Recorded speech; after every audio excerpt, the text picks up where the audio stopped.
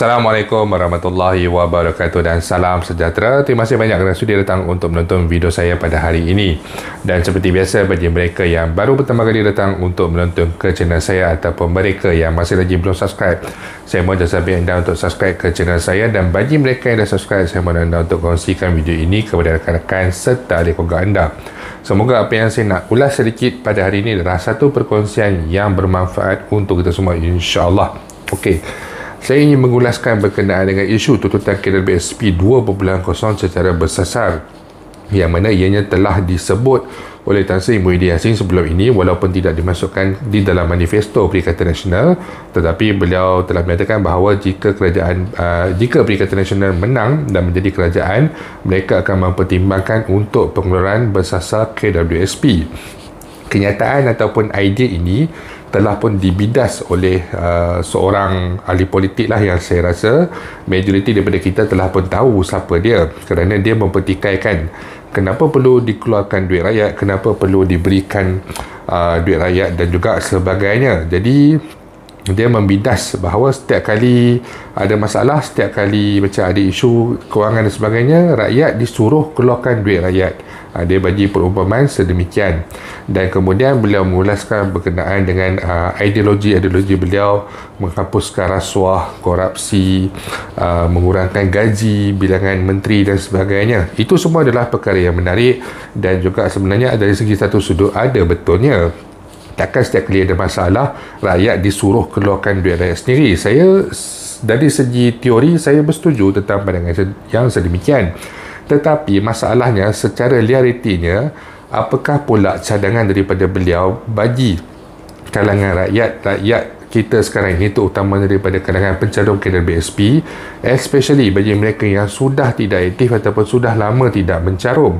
Apa yang cadangan daripada beliau untuk membantu golongan-golongan ini? Mereka ini juga adalah golongan yang terkesan semasa PKP dan juga pandemik COVID-19, dan mereka ini tidak ada ruang ataupun peluang pun untuk pulih kerana mereka sudah lama tidak mencarum.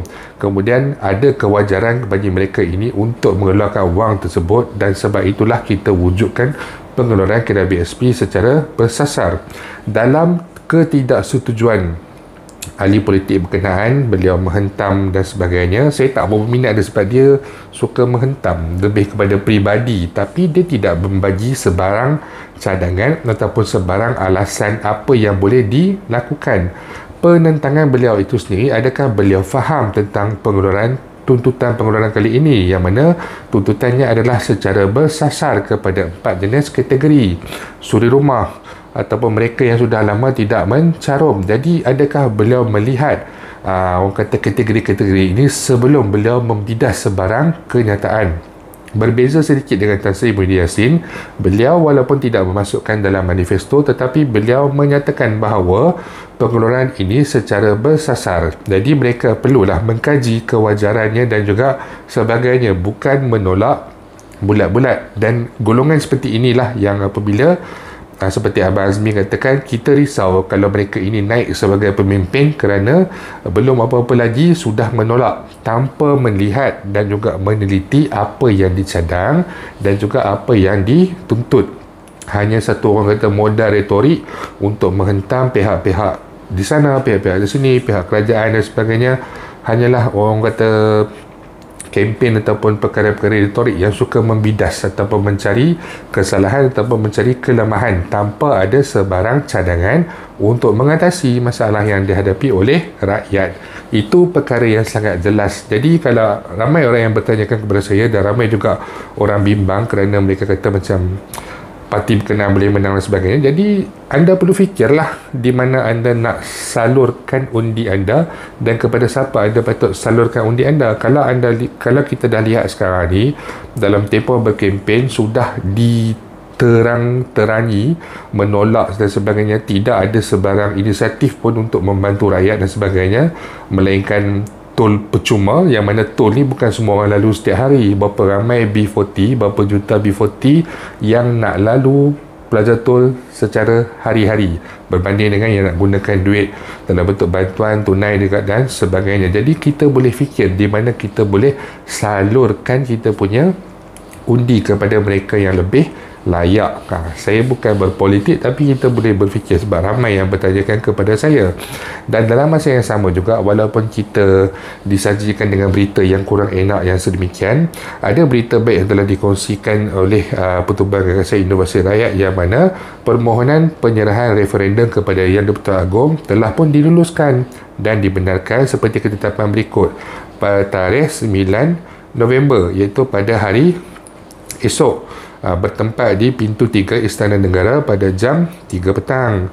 Jadi pihak PGR mengalu-alukan pencarum, tetapi jumlahnya tidak ramai, sekitar tidak lebih 20 orang, untuk orang kata bersama-sama dengan Pertubuhan Gagasan Inovasi Rakyat dan juga pihak media dan sebagainya, untuk orang kata menunjukkan penyerahan referendum ini. Maksudnya ada sokongan daripada kalangan pencarum dan juga sebagainya, dan perkara ini sudah tentulah akan menjadi perhatian pihak media kerana ia telah sampai kepada pihak istana.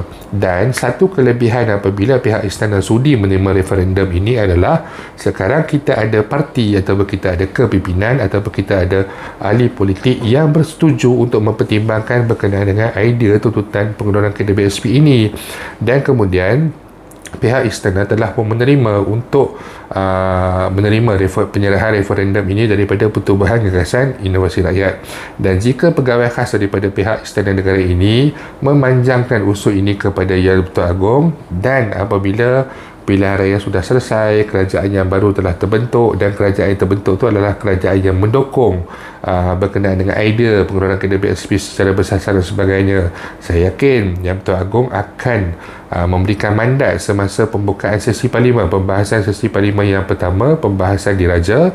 Saya yakin YDPA akan menyuarakan berkenaan dengan isu ini, walaupun secara umum, tetapi mesej itu saya pasti akan tersampai, akan pun dapat disampaikan kepada kerajaan yang memerintah pada masa yang akan datang ini. Dan kalau kerajaan itu adalah pada dasarnya menyokong idea pengeluaran ini secara bersasar, insya-Allah perkara ini dapat direalisasikan kerana ianya telah pun dinasihatkan oleh YDPA dan juga kepimpinan yang akan bersetuju, yang akan mempertimbangkan berbanding dengan mereka yang menolak. Jadi sekarang ini secara jelas kita telah lihat di mana landasan yang sepatutnya kita ini daripada kalangan pencarum berada.